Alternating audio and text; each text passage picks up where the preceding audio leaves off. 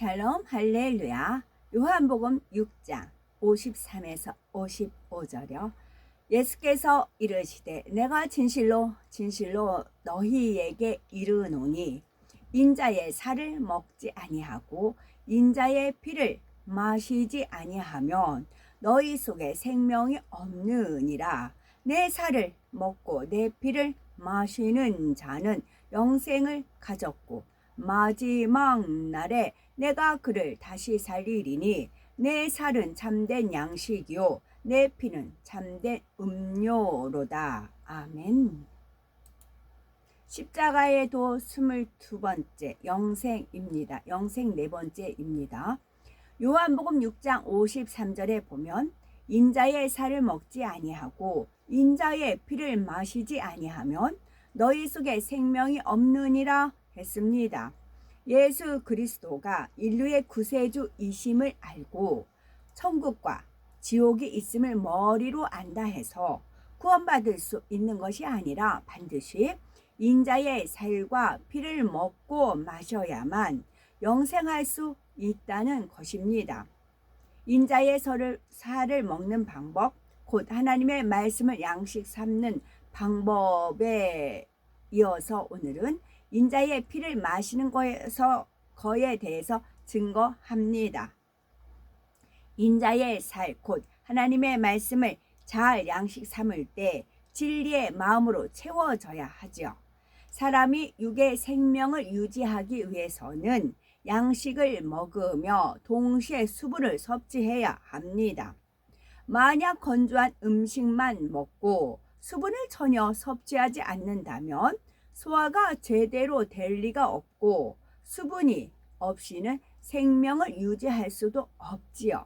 물이 있어야 영양소가 소화 흡수되며 불필요한 노폐물과 독소가 배출되는 것입니다. 영적으로도 마찬가지입니다. 내 살은 참된 양식이요 내 피는 참된 음료로다 하신 말씀처럼 인자의 살을 먹어서 온전히 양식 삼으려면 반드시 이 음료인 인자의 피를 마셔야 하는 것입니다. 결론부터 말하면 인자의 피를 마신다는 것은 하나님의 말씀을 믿음으로 행해 나가는 것을 의미합니다. 인자의 살을 먹는 것은 하나님의 말씀을 양식 삼는 것입니다. 어린 양을 먹을 때는 풀에 구워 먹어야 하는 것처럼 하나님의 말씀을 읽고 들을 때도 성령의 감동함 속에서 깊은 영적인 의미를 깨우치고 마음의 양식 삼아야 하는 것이지요. 지금은 말씀이 너무 많이 오염이 되어 있어요. 성경 자체도 이제 바뀌면서 많이 오염이 되어 있고요. 근데 그래도 손이 안 탄 부분은 찬송가더라고요. 찬양은 그래도 사람 손이 많이 안 탔어요. 그리고 찬양은 누가 한 개인을 내세우는 그런 찬양은 없잖아요. 오로지 삼위일체 하나님께 영광을 돌리는 그런 찬양이잖아요. 그래서 저는 그 성령의 감동함 속에서 깊은 영적인 의미를 찬양 속에서 많이 하나님 앞에 올릴 때마다 이제 깨우치는 그런 은혜를 주셨지요. 이게 변질되는 것과 그렇지 않은 차이는 참 많이 있더라고요. 제가 전에 그 수산시장에 가서 생선 한 박스 사왔다는 말씀을 드린 것은 고등어를 사왔거든요.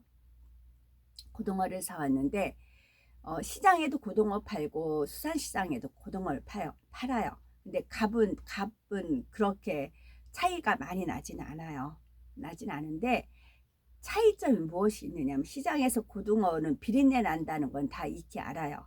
그래서 고등어 넣고 김치를 지진다 비린내 나서 이제 그러니까 많이 오래 끓여야 된다. 그리고 뚜껑을 열어놔서 비린내가 날아가고 약간 식초를 넣어서 비린내를 잡아주고 그런 여러 가지 요리법을 갖추어야만 그 비린내를 제거할 어느 정도 날릴 수가 있는 거예요. 근데 저는 수산시장에 가서 새벽에 올라온 거 싱싱한 걸 샀어요. 싱싱한 걸 그대로 냉동을 했고요. 그래서 냉장고를 좀 정리하면서 묵은 김치하고 그 고등어를 넣고 지졌어요. 저는 그런 맛 처음 봐요. 국물이 시원해요. 비린내 전혀 없고요. 비린내 전혀 없고요. 완전히 그 국물 자체가 시원해요. 원래 고등어는 비린내 나는 게 아니었더라고요. 원래 고등어는 싱싱한 거였더라고요. 어떻게 이렇게 싱싱한 맛이 나는가 싶었어요. 그렇기 때문에 고등어 딱 잡아서는 회를 떠서 먹기도 할 거 아니에요. 근데 보통 고등어 비린내 나, 그게 우리 인식이거든요. 저 같은 경우는 그래요. 고등어는 비린내 나서 그러거든요. 그런데 그렇지가 않더라고요. 원래 싱싱한 거는 시원했어요. 그래서 별 양념한 것도 없어요. 그런데 고등어하고 김치 넣고 지진 건데 엄청 국물이 시원해요. 개운하고 비린내가 전혀 없더라고. 이게 변질된 것과 그렇지 않은 거. 하나님 말씀도 너무 많이 변질이 돼 버렸어요. 제가 그냥 개정 개혁인가요? 그거 읽고 또 유대인의 그 신약 성경 그 같이 겸해서 읽고 있는데 개혁 개정은 너무 많이 손이 타버려 가지고 거기서 영적 의미를 찾으려면 쉽지 않더라고요. 그런데 찬양은 아직 손을 안 타가지고 찬양에 오히려 은혜를 많이 받습니다. 성경에 기록된 하나님의 말씀을 부지런히 듣고 읽어서 지식으로 쌓을 뿐 아니라 말씀이 마음에 온전히 임해야 하는 것입니다. 마음의 양식을 잡는다는 것과 지식으로만 담는 것은 어떤 차이가 있을까요? 머리에 기억된 것은 잊어버릴 수도 있고 진리를 지식적으로 안다고 해서 그대로 행할 수 있는 것은 아닙니다. 우리가 성경을 암송할 때도 입술로만 외우는 것이 아니라 그 영적인 의미를 되새기면서 묵상하며 마음의 양식 삼은 것은 어떠합니까? 우리 삶 가운데 행함으로 나올 뿐만이 아니라 세월이 지나 정확한 성경 구절은 잊어버린다 해도 마음에 일궈진 내용은 그대로 남아 있지요. 예를 들어 너희 원수를 사랑하며 너희를 핍박하는 자를 위하여 기도하라 하신 말씀을 안다고 해서 원수가 악을 행하고 자신을 핍박할 때 말씀대로 상대를 사랑할 수 있는 것은 아닙니다. 머리로만 알고 마음에 이루어지지 않았다면 감정이 상하고 상대가 미워지며 심지어 악을 악으로 갚게 되는 경우도 있지요. 그러나 사랑하라는 말씀을 마음의 양식 삼은 사람은 이 말씀이 몇 장 몇 절에 있는지는 잊어버렸다 해도 상대가 악을 행할 때 저절로 사랑과 긍휼이 우러납니다. 이렇게 인자의 살을 양식 삼아 가면 비진리로 물든 까만 마음이 점점 하얀 마음으로 변하게 됩니다.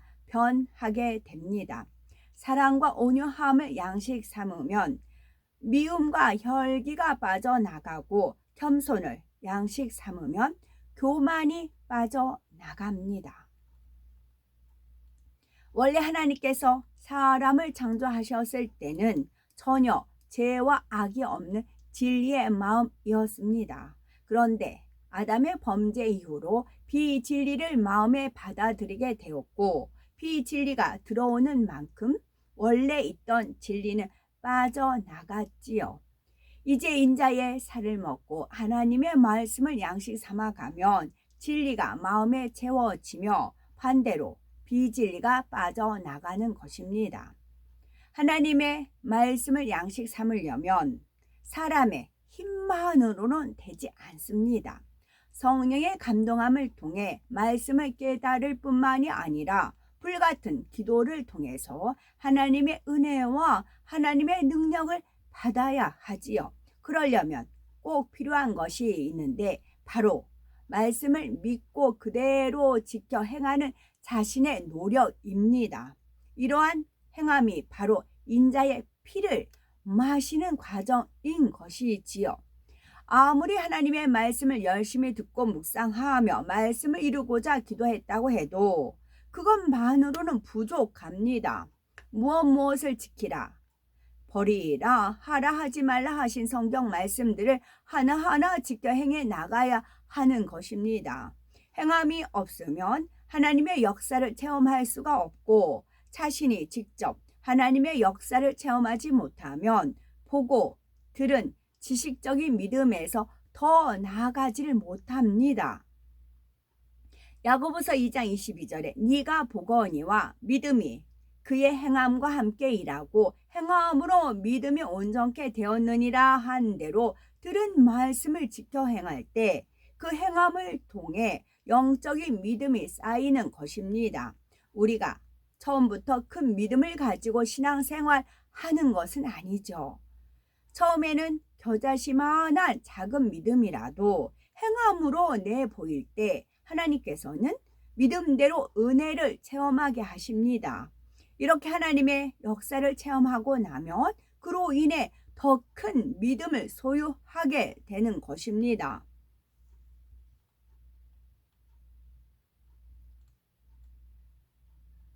믿음으로 온전한 11조를 드릴 때 일용할 양식을 채워주시는 축복을 체험하면 더 큰 믿음으로 신고 거둘 수 있게 되는 것이고, 하나님께서는 원수까지도 사랑하라 하셨으니 우리가 미워하던 사람이라도 용서하고 믿음으로 상대를 사랑하는 행함을 보일 때 마음에 사랑이 임하게 됩니다.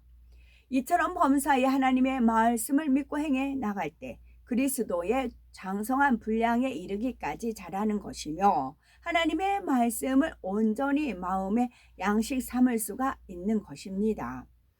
반면 성령을 받고 겨자씨만한 믿음이 있다 해도 행하지 않는 사람은 아무리 오랜 시간 신앙생활을 한다 할지라도 영적인 체험을 할 수가 없고 마음이 변화되기도 어렵지요. 그러다가 자칫하면 그 작은 믿음조차 빼앗겨서 구원과도 멀어질 수가 있답니다.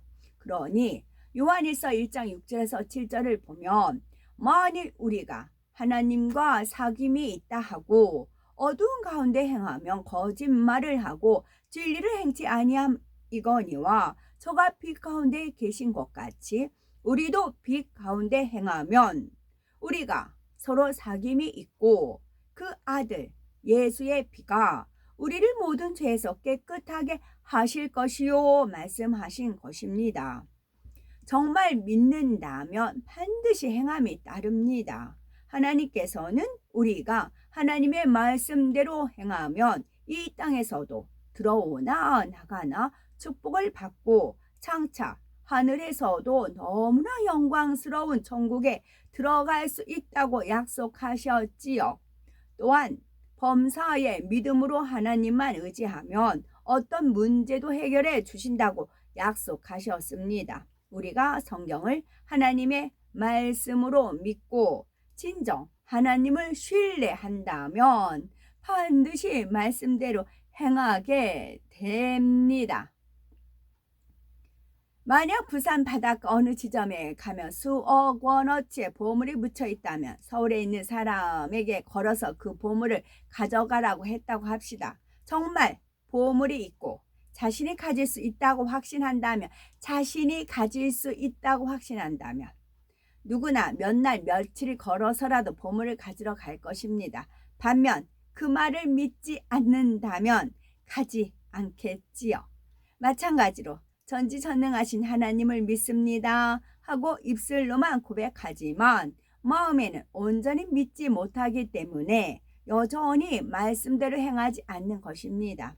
그러나 우리는 말씀대로 행할 수 있는 영적인 믿음이 있어야만 구원받을 수도 있고 하나님의 역사를 체험하여 응답과 축복 가운데 살아갈 수도 있음을 반드시 기억해야 되겠지요. 로마서 10장 13절에 보면 누구든지 주의 이름을 부르는 자는 구원을 얻으리라 했습니다. 이는 죽을 수밖에 없는 죄인들을 주 예수 그리스도의 이름으로 구원하신 하나님의 한량없는 사랑을 나타내는 구절이지요. 그런데 어떤 사람들은 누구든지 주의 이름을 부르면 그 죄 가운데 사는 사람이라도 입술로 주의 이름을 부르기만 하면 구원받을 수 있다고 자신의 죄를 정당화시키려고 합니다.